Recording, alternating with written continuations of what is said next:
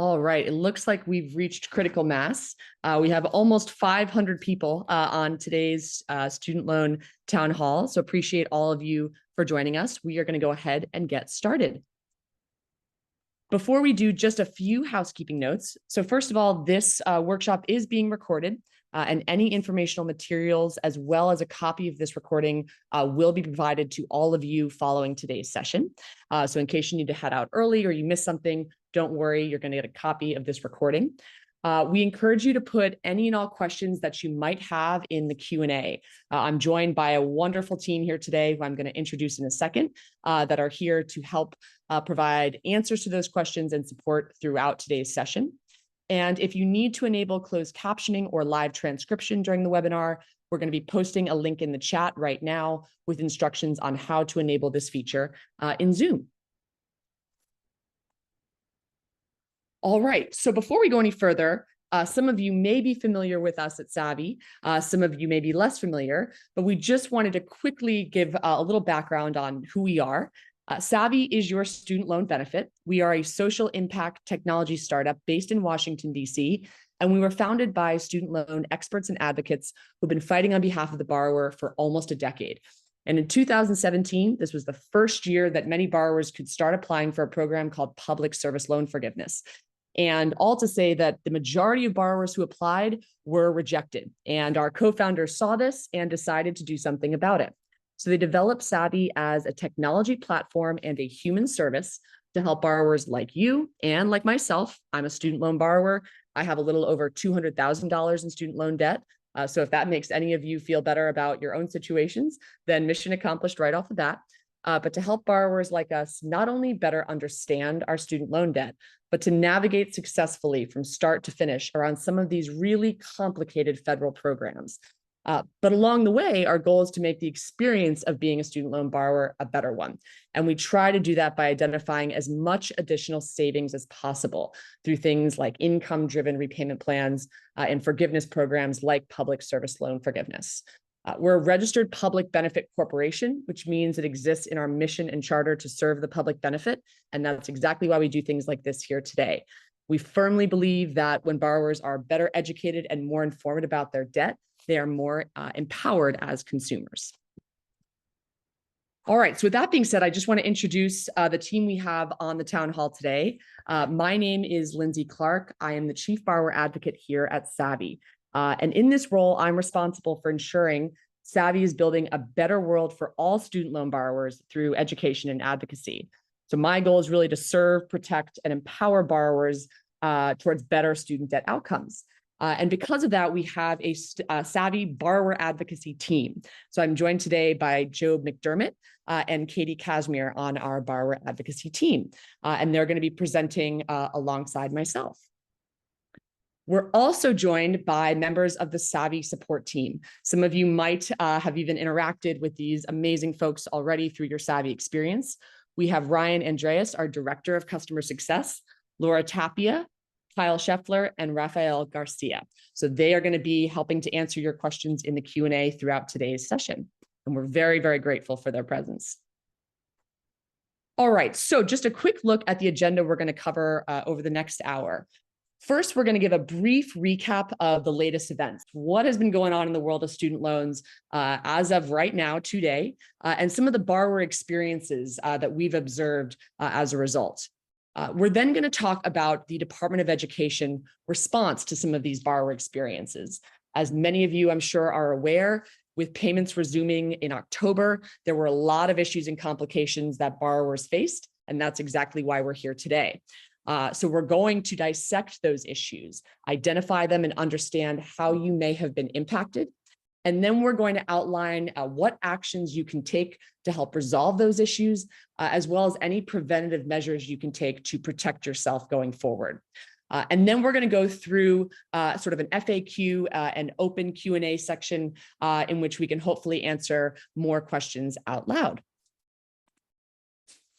All right, so first up, a recap of recent events. So what's been happening in the world of student loans? I know there's a lot that's going on in the news, and it's often difficult to follow as a borrower. So we're just going to run through briefly exactly what you need to know.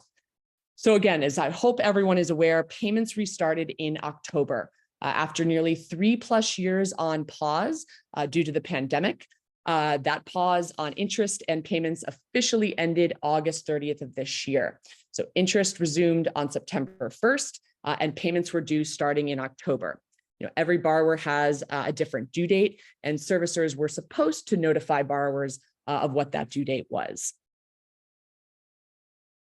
Now, when it comes to the return to repayment, in order to assist borrowers with that process, the Department of Education created what they are calling the 12-month on-ramp to repayment that will last from October 1st of 2023 to September 30th of 2024.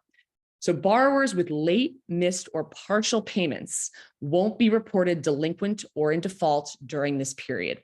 This was essentially to help aid borrowers ease back into repayment after that 3+ years on pause. Now, it's important to remember that interest will continue to accrue during this time, even if you don't make one of those payments, and that payments are still due. So you should try to make your payment if you can, especially if you are pursuing PSLF, or public service loan forgiveness. But again, if something happens and you can't make your payment, you won't be penalized for it during this 12-month period. But again, I want to make sure everyone's aware that months where you don't make a payment won't count for public service loan forgiveness or income-driven repayment forgiveness. All right. So again, if you are able to make your payment, you should definitely do so. But if you are not, you will not be penalized during this sort of 12-month window. All right, which brings us to these issues starting to appear. So as soon as payments resumed in October, the Savi support team and advocacy team began seeing issues with borrowers and their servicers. Some of the most common issues included late or no billing statements. So borrowers did not receive billing statements when they were supposed to in advance of their first due date. We saw miscalculated monthly payment amounts, oftentimes for $100 more than borrowers were supposed to be paying. And this was especially happening when borrowers were trying to enroll in the new SAVE plan. That's the new income-driven repayment plan that the Department of Education announced this summer. And we also saw absurdly long wait times when it came to borrowers trying to contact their servicers, to the point where it was almost impossible for a borrower to try and resolve this with their servicer on their own. So the Savi borrower advocacy team began tracking these issues, sort of collecting them and taking steps to advocate for borrowers and elevating those to some of the sort of policy regulatory entities that oversee some of these programs. Which brings us to the response from the Department of Education. So early in November, earlier this month, the Department of Education released a memo acknowledging some of the issues borrowers were facing. And they identified sort of a few main sort of problems that borrowers were experiencing. So again, this included miscalculated payments when enrolling in that new SAVE plan, incorrect billing amounts, late or no billing statements received by the borrowers, and there were no income-driven repayment disclosures sent. This is something that should be sent to borrowers when they are switching from one income-driven repayment plan to another.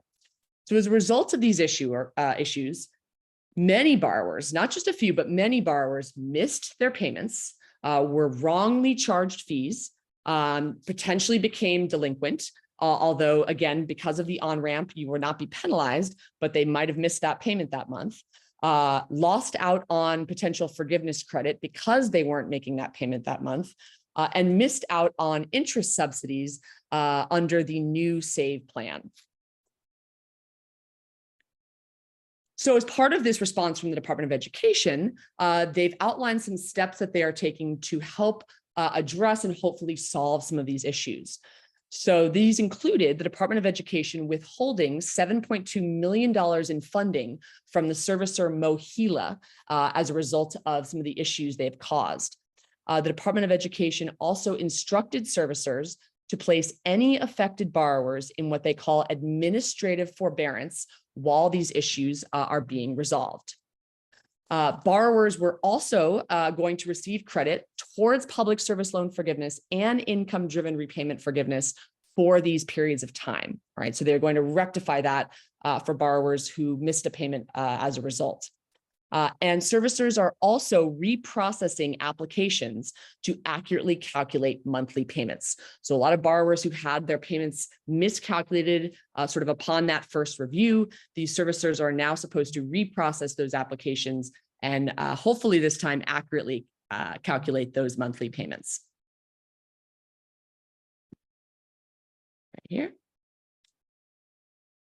All right, so now we're going to kind of dig a little bit deeper into the issues that many borrowers experienced once the return to repayment began, in hopes that you can better understand how you might be impacted. So at this point, I'm going to turn it over to my colleague, Katie Kasmir, who is going to walk you through some of these. Katie, take it away. All right. Hi, everyone. So one of the first issues that we're going to discuss is incorrect bill amounts. So according to the Department of Education, around 78,000 borrowers had their payment wrongly calculated when enrolling in the new SAVE plan, and another 21,000 were billed for the wrong amount. We saw that servicers were often using wrong family size or wrong income. And this is why a lot of borrowers were seeing this incorrect payment amount. So in many cases, for a lot of borrowers, the payment was much higher than it should have been. And we've seen cases where it was as much as 3 times higher than what the calculations showed that it should have been. Right now, servicers are working to correct these issues. And this is through a lot of hard work of advocating for our borrowers to push them to correct this. All right. So next, another issue that we have been seeing is late or no billing statements at all. The Department of Education reported that 2.5 million borrowers received a late billing statement or simply didn't even receive one at all. In some cases, these billing statements are arriving late and causing borrowers to miss their due date. Lots of borrowers are seeing these bills show up a week after their due date and then receiving that notification that they had that missed payment. The servicers are working to correct these issues by sending updated billing statements for the correct amount and the due date. We've seen in a lot of these cases that servicers are putting borrowers into that administrative forbearance that Lindsay spoke about earlier while they're correcting the issue. So a lot of y'all might have seen that you've been put into an administrative forbearance, and that's kind of what they're doing right now for borrowers. And we can go. Perfect. Another issue that I'm sure a lot of y'all have seen are processing delays. So right now we're seeing processing times at record high amounts across all loan servicers.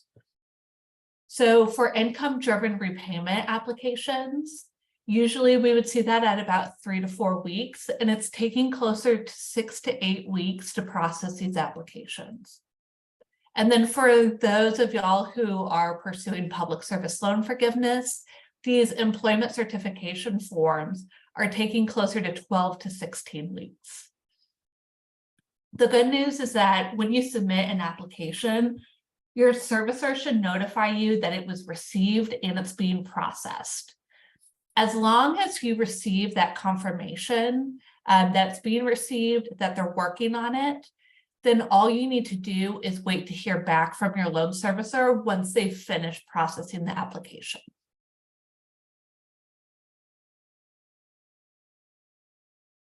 And then going more into the administrative forbearance. So many borrowers have reported that they were enrolled in an administrative forbearance, which is something kind of new for most borrowers. So this administrative forbearance is a period of time where your loan payments are paused while your servicer is taking action on your loans. So unlike some other periods of forbearances where you as the borrower make that active decision to put your loans into forbearance, this is a decision placed by the loan servicer. The main reason borrowers are seeing these forbearances is because they've submitted an income-driven repayment plan application. So when you submit this application, they'll put you into the administrative forbearance while they process the application. Once everything is finalized, you'll then receive your new monthly payment and due date, and the forbearance will end. The second reason borrowers are seeing these forbearances is because of servicer issues.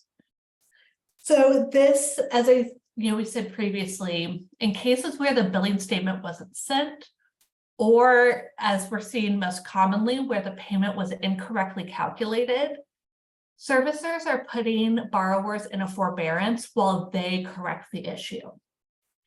And they will let you know typically how long that forbearance is going to last, so you can kind of plan out when your next monthly payment will be. And once everything is resolved, the forbearance will end.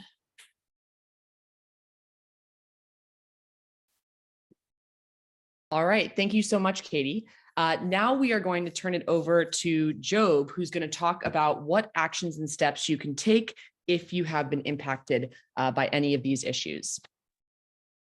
Thank you so much, Lindsay. Hello, everyone.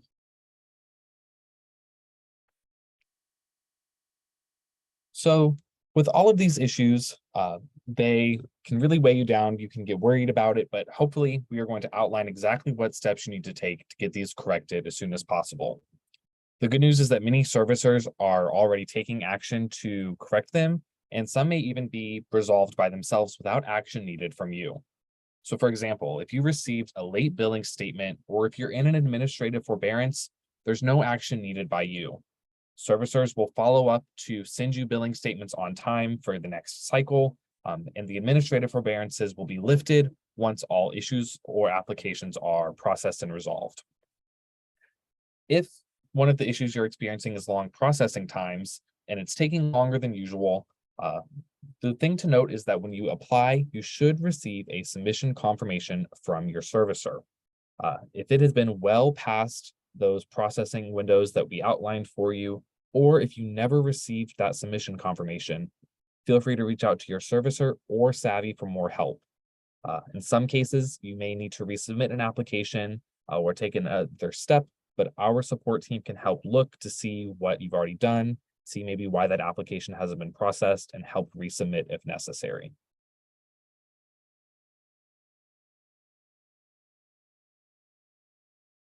Another step you can take to address incorrect billing amounts. So the first thing I will say is that the majority of borrowers did receive the right billing amount. So if you're wondering, don't panic. However, we do encourage everyone to check what their billing amount is and compare it to what your payment should be by using Savi's personalized repayment estimator. So the way the Savi website is set up is that we will get all of the necessary information we need from you to estimate what your payment should be on an income-driven repayment plan. You can enter all of your information to see what repayment options are available to you. And we encourage you to make sure you're entering this information accurately. That way we can accurately estimate your payment. You can compare the amount to your servicer, and if they match, you are good to go. But if for some reason the payment the Savi shows is different than the payment your servicer is billing you for, there could be an underlying reason. Maybe your servicer calculated it wrong, maybe the wrong information was used on your application. So if there is a discrepancy after checking with Savi, feel free to reach out to our support team and we can look into this in more detail and help get that payment amount corrected with your servicer. In some cases, these issues may not resolve themselves. You may be taking steps to fix them and not making any progress. And in these cases, it is helpful to escalate these issues to someone called the Consumer Financial Protection Bureau. This is the CFPB for short, and they are a government organization that serves as an oversight organization, monitoring servicers and businesses to make sure that they are treating customers fairly and as they should. So if you are experiencing ongoing issues, you've worked with the Savi team, you've tried to reach out to your servicer, and you're not getting anywhere and making any progress, you can submit a CFPB complaint to help speed that up. This can be done at the CFPB website, over the phone, or by mail. And we're actually going to walk you through how you can submit a CFPB complaint online. That way, if any of you are experiencing these issues and can't get them resolved, you'll know exactly what steps to take. So if you are submitting a CFPB complaint online, you can go to their website, which is consumerfinance.gov/complaint. And we can provide this link in the chat for you as well. On their website, on that main page, there will be a section letting you know how to file a complaint, and you can click Start New Complaint. You will need to create an account if you do not already have one. So once you have signed up, you'll then be taken to the form to start entering your information. The CFPB oversees a wide variety of organizations. So the first thing you'll want to do is check what you're having issues with. In this case, it will be federal student loans. So you can indicate that you have a student loan and that it is a federal loan in order to be routed to the correct form.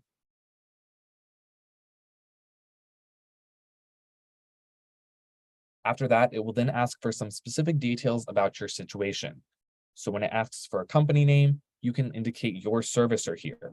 So this would be either Mohila, Ed Financial, Nelnet, all of those types of servicers. You'll then be able to explain what happened. And the more detailed you are, the more they'll be able to help you. So if you, for example, have been billed for the wrong amount, you've tried reaching out to your servicer and you aren't getting anywhere, you can indicate that here, that this is what your amount should be, this is what you're being billed for, you've reached out. The more information you provide, the better. You'll then also need to provide an overview of what you think the resolution should be. So if it is perhaps a wrong billing amount, you can state that you need your bill amount updated. If your application isn't processed, you can explain that. So just try to add as many details as possible. After you have filled out that form, the CFPB will then start reviewing it. They've said that most businesses will reply within 15 days. So after you submit your complaint, they will review it and route it to the correct company. They'll get in contact with them to help start the process of resolving your issues. They'll then reach out to you and they will work with you and your servicer to get these resolved as soon as possible.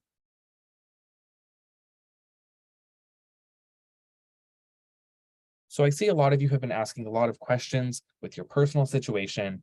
You are needing a guiding hand, and that is exactly what Savi is here to do, is to help all of you understand these issues and make it easier for you to manage.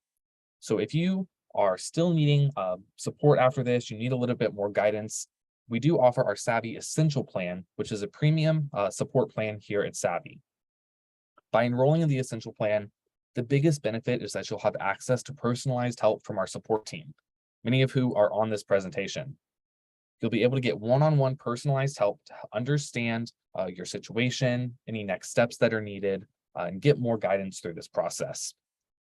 Some other Savi features that will be available under our Essential Plan is that if you are enrolling in programs like an income-driven repayment plan or public service loan forgiveness, you can create these applications in your Savi account and submit them to make this process easier. Savi can also monitor your loans moving forward to make sure that there are no more issues or road bumps and help keep you on track to getting this forgiveness. So if you are interested in getting more help or speaking to one of our student loan experts, you can scan this QR code and go right to the page where you can enroll in our Essential Plan.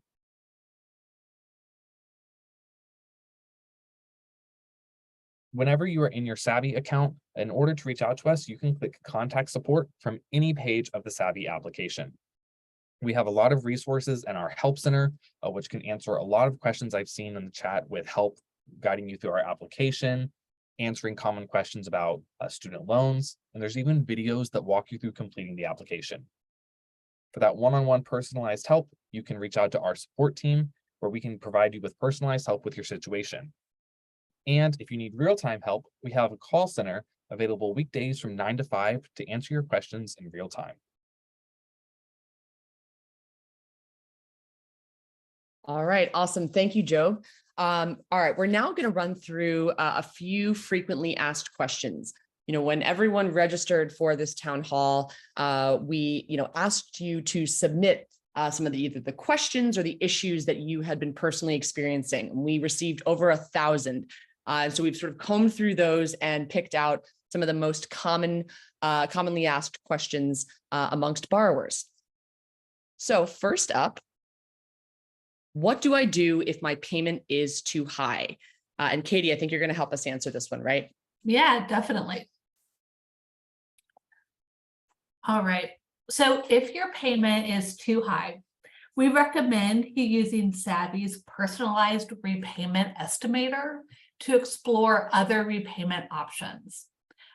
This, when you enter all your information, we can run all those numbers and show you what the correct monthly payment should be for you. We recommend enrolling in an income-driven repayment plan to get a low and affordable monthly payment. And this will ensure that your payments count towards forgiveness for programs like public service loan forgiveness and IDR forgiveness. Great.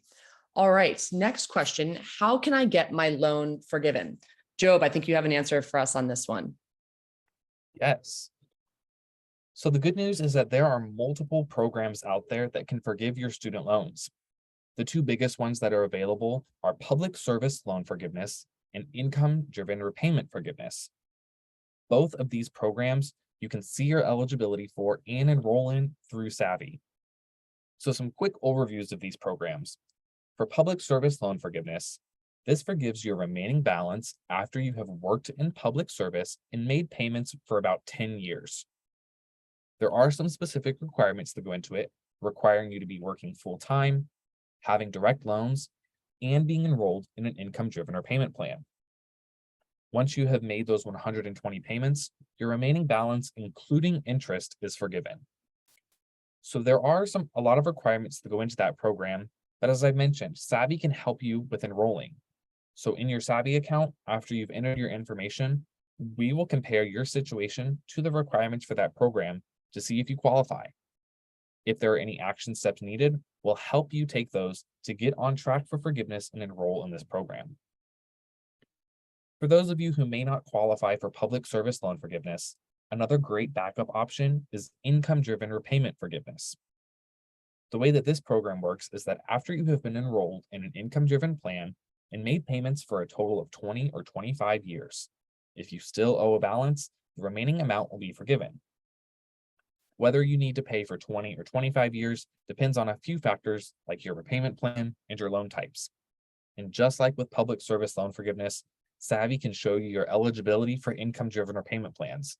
So you'll be able to see exactly which plans you qualify for and what your monthly payment would be on each one. If you are enrolled in our essential plan, we'll be able to create all the applications to help you enroll in either of these programs and get this forgiveness. Great, thank you, Jobe. All right, next question. What do I do while waiting for applications to process, whether that be an income-driven repayment application or maybe even public service loan forgiveness? Katie, do you have an answer for us on this one? I sure do. So when you submit an application, as we said before, you should receive a confirmation from your loan servicer. And it can take a few weeks to receive that confirmation. So right now, the standard wait times are higher than usual. So again, for the IDR applications, it's closer to 4 to 8 weeks. And for the ECF applications, which is for public service loan forgiveness, that's closer to 12 to 16 weeks. If at a certain period of time, 4 to 8 weeks, you're not seeing that show as processing on your loan servicer's website, it's a good idea to reach out to us and we can help see what the issue might be for you. Great, thanks, Katie. All right, next question. Why did my servicer put me in a forbearance? Jobe, this one's for you. All righty. I see lots of people have been asking this one. This seems to be one of the most popular. So in some cases, your servicer may put you in an administrative forbearance while your application is processing, but this will be automatically removed once the application is processed. We are seeing this happen most common with IDR applications. And they do this because when you submit an IDR application, your payment will be changing. They put you in the administrative forbearance. That way you don't have to make a payment under the old amount. And once you have your new payment amount and due date, you'll be brought out of the forbearance to make your new payment. Because of some of the issues that we've talked about, like sending late billing statements or miscalculating payments, some borrowers have been put into this administrative forbearance while the issues are being corrected. Same thing, once the issues are fixed, you will automatically be brought out of this forbearance. So if you see an administrative forbearance on your account, don't panic, just know that it means your servicer is taking some action on your loans and it will automatically end soon. One of the biggest worries that people have with this administrative forbearance is that they will be losing out on time towards forgiveness. But the good news is that administrative forbearances will still count towards PSLF and IDR forgiveness as if you were making payments. Some recent PSLF rules allowed these to count, and because of the recent guidance from the Department of Ed due to all of these issues, any time in an administrative forbearance will count as if you were making payments, helping you continue your progress towards forgiveness. Great, thank you, Jobe. All right, next question. Savi shows a different monthly payment than my servicer. Why? Katie, I think this one's for you. Yeah. So the payment amount shown in your Savi account is an estimate that we calculate based on all of the information that you enter in your Savi application. If your payment amounts don't match, we recommend double checking your information to ensure everything is correct. Any discrepancies between the information you entered in the Savi application and what was submitted to your servicer could result in a different payment. What we often see is sometimes the AGI for your income is a little bit different, or sometimes there might be a difference in your filing status. If all of the information is correct, but your servicer is still showing a different amount, please feel free to reach out to our support team using that contact support button in your Savi account so we can look into this in more detail and help you with the next steps to get that payment recalculated for you. Great, thanks, Katie. All right, so a few next steps. I know we've gotten a ton of questions and I think we're going to try to answer a few of these out loud. But for all the borrowers on today, here are some things that you can do, and rely on Savi to assist you with any of the issues that you might be having. First and foremost is just making sure that you have access to your Savi account. You're going to want to make sure that your information is up to date, your income, your employment, things like that. That way we're able to calculate with the highest degree of accuracy, what that monthly payment should be and what your forgiveness eligibility looks like. And then if you choose to do so, you can upgrade to our essential membership. And that will give you access to the one-on-one personalized support with the dedicated agents, some of whom are on today's town hall, who will be able to really act as your personal advocate and assist you with any questions that you may have going forward. I see a lot of questions coming through in the Q&A. Many people seem to be experiencing variations of issues with their servicer. And so that's exactly why we're here. And so this Savi account and even upgrading to Essential will allow you, again, not only that access to our support team, but allow us to be able to monitor your situation going forward, act with you and on your behalf in certain instances to hopefully reach a resolution. So you can send us a message through your Savi account, or you can give us a call at the number that you see on your screen there, 833-382-3175, weekdays from 9 a.m. to 5 p.m. Eastern. And we will also be posting links to access your Savi account in the chat as well. All right, so I think we're going to try to take a few questions out loud. I know we've gotten so many questions coming through. Again, if we don't get to your question, our team isn't able to answer it in the Q&A. Again, I encourage you to reach out to us through your Savi account. One question that I saw coming up a few times had to do with borrowers who might have been overcharged in that first month's payment in October. And then when their payment amount was recalculated back down to a lower amount, these borrowers are curious, what happens to that money, right? Am I just sort of out that $200, $300 that they overcharged me? Well, the good news here is that they are supposed to apply that amount towards future payments.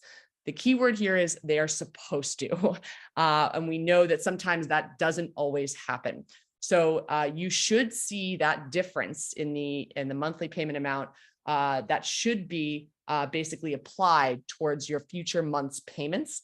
So I would be on the lookout for that. And if it does not happen or you're not seeing anything, I would reach out to us here at Savi.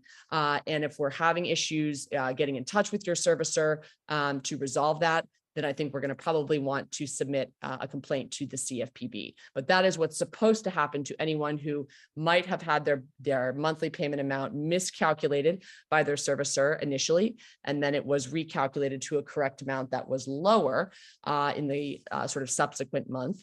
That difference is supposed to be applied to future payments. So perhaps you might not even need to make a payment for a couple of months because that amount has been applied going forward. But if that's not happening, please feel free to reach out to our Savi support team. All right, I'm going to ask our team on the town hall today. Are there any questions that you guys are seeing from borrowers that might be helpful to answer out loud? Lindsay, we've had a lot of people asking, what they can do with these Parent Plus loans. What are some options that they might be able to do? Definitely seeing a lot of borrowers feeling pretty stressed out with these loans. Yeah, I mean, and I encourage, Jobe, Katie, and any others, to chime in here. Parent Plus loans are a bear. They are at this point only eligible for enrollment in one type of income-driven repayment plan, which is the income contingent repayment plan, or ICR, but that is only after they have been consolidated. And unfortunately, with ICR, the way that income-driven repayment is calculated, it's the sort of highest percentage of income. It's at 20%, whereas the other plans are at 10%. And starting next year with the new SAVE plan, it'll be even at 5% of that income. So already, it's setting borrowers up for, a higher monthly payment amount.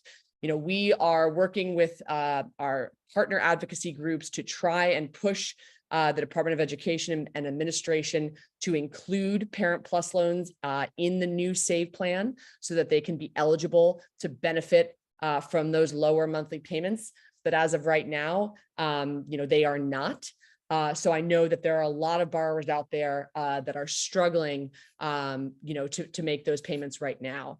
I would say for Parent Plus loan borrowers, again, even to be eligible for an income-driven repayment plan, you would need to consolidate that loan. And you can do so through the Department of Education at studentaid.gov. You can submit that consolidation application online.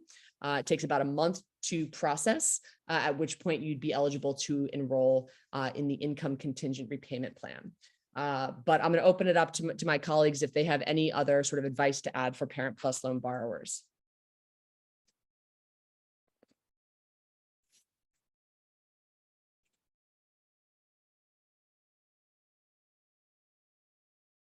Also, just as a reminder too, and we spoke about this at the beginning, the 12-month, on-ramp that is sort of there as a safety net in case you aren't able to make that monthly payment. So we want to make sure that everyone's aware that does exist. All right, let's see. Any other questions that we think might be helpful to answer out loud?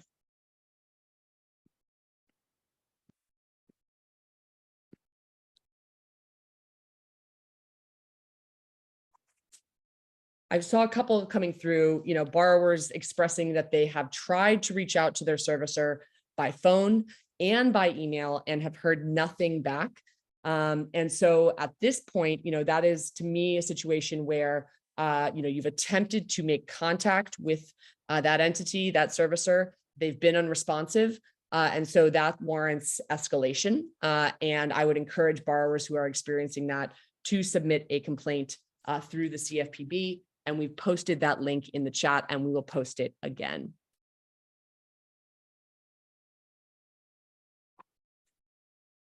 All right, I saw another question come through. Someone asked, my income has drastically changed and my application for an income-driven repayment plan is still being processed. How do I fix that? So this is something that's important to know just generally about income-driven repayment plans. If your income changes at any point during the year, and in particular, you're going to want to do this if your income has decreased, whether it's been a slight decrease, a big decrease, or even if you've become unemployed and your income is now zero. This is the first thing that you're going to want to do, which is to resubmit that income-driven repayment application with that updated income documentation. If you have zero income, say you were unemployed, you actually don't need to submit any supporting documentation with that application. You can just indicate that you are not employed, and your servicer will recalculate your monthly payment on that income-driven repayment plan, and that will then start that next month. And it will basically lock in that new lower amount for the next 12 months. So you can resubmit to have your repayment recalculated. You can resubmit that application at any point in time during the year, as many times as you need to. So if you've just submitted an application, it's still processing, and your income has decreased, you can resubmit that application, and they should basically override the previous one with that new application. It might take a little bit longer for them to now process it, but that's how the process should work.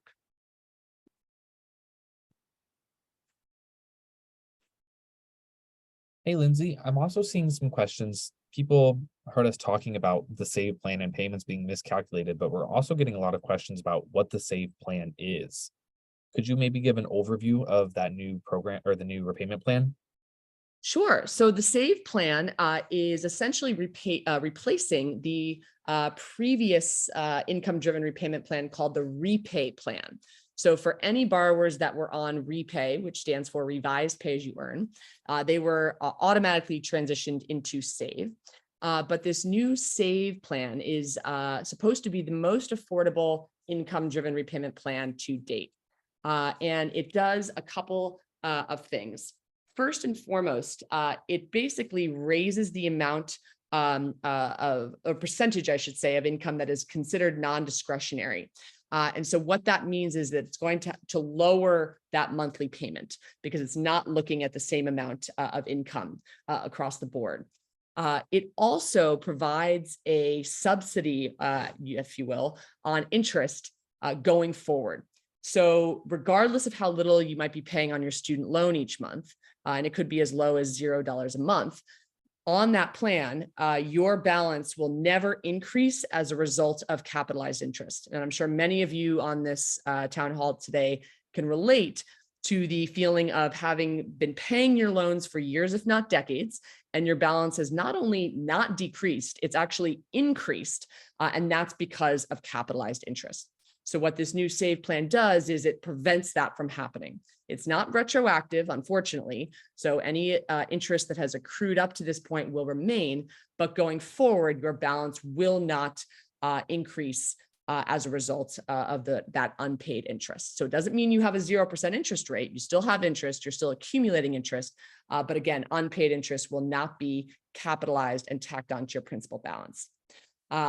And that's sort of what's gone into effect on this plan, sort of starting right now. And then starting next year, July of next year, they are going to lower the percentage of income to 5% on undergraduate loans and 10% on graduate loans that they basically consider to calculate this monthly payment. If you have a combination of both undergrad and grad, it will be a weighted average somewhere between 5 and 10%. So hopefully that could lower your monthly payment even more once that goes into effect next year. Last but not least, they are also going to be providing a form of forgiveness for borrowers whose original principal balance was $12,000 or less. And so this will go into effect again, starting July of next year. Borrowers would have had to have paid for 10 years in order to be eligible for that forgiveness and had to have had a balance of $12,000 or less in order to be eligible. So you can enroll in the SAVE plan right now. You can do so through your Savi account, or at least see what your monthly payment amount would be. And as we noted, these applications are taking longer than expected to process, and we are seeing some miscalculations with those amounts. So I highly encourage anyone, even if you're not sure if your payment amount has been miscalculated, or even if you're, not pursuing the SAVE plan, that's the value of that Savi account. Our algorithm and our calculator is one of the most accurate out there. And so even just double checking to make sure that what your servicer is telling you and what Savi is telling you line up is a good thing. I highly recommend doing it because you might be being charged the wrong amount and have no idea. So going through your Savi account, making sure that information is updated and seeing sort of what those plan results show you in your account is going to be a valuable step just to make sure that you're covered.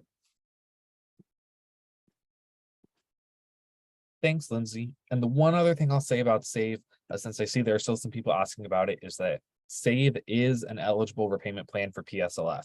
So if you enroll in SAVE and make those payments, it will count towards PSLF forgiveness and IDR forgiveness. Yep, excellent point. All right. Let's see here. Any other questions from the team that we think might be helpful to answer out loud?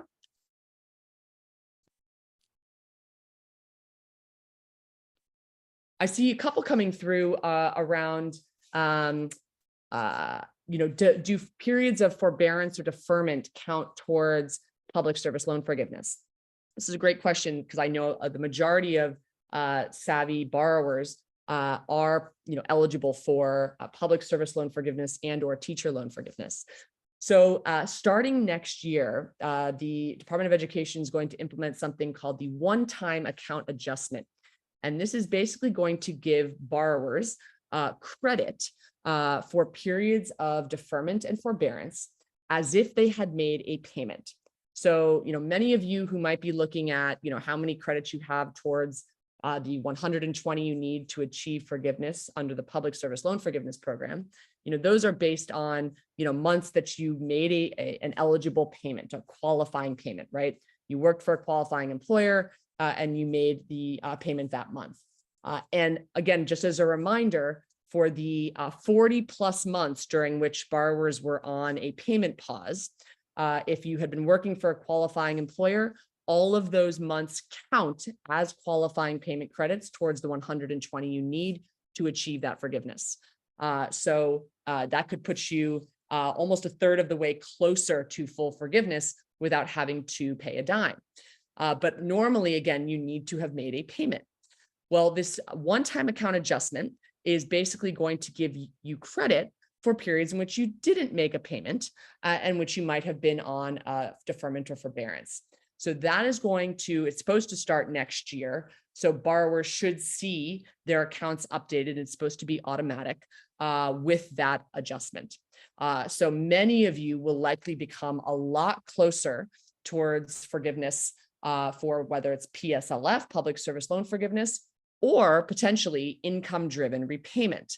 Those months in deferment or forbearance will also count towards income-driven repayment forgiveness as well.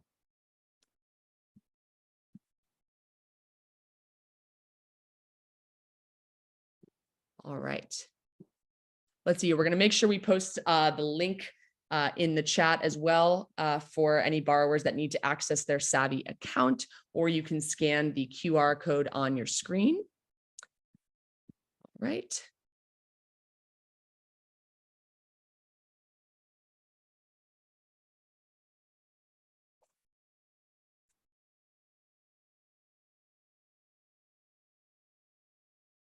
Yep, I'm seeing a lot of questions come through on Parent Plus loan. Again, we are going to be fighting hard to advocate for Parent Plus loans to be included in this new SAVE plan.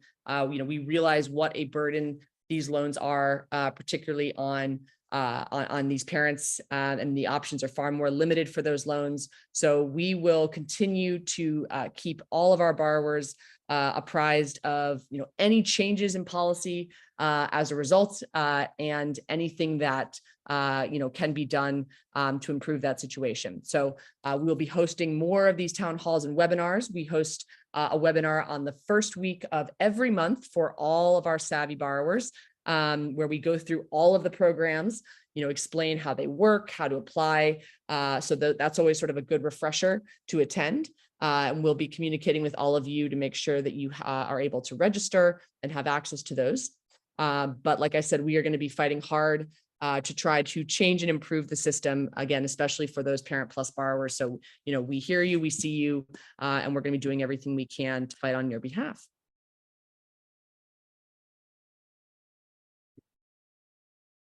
All right. Well, again, thank you so much to everyone for attending today's town hall. We hope it was helpful. You have your sort of next steps on the screen right here. And if you need to contact us, you can send us a message through your Savi account or give us a call, 833-382-3175.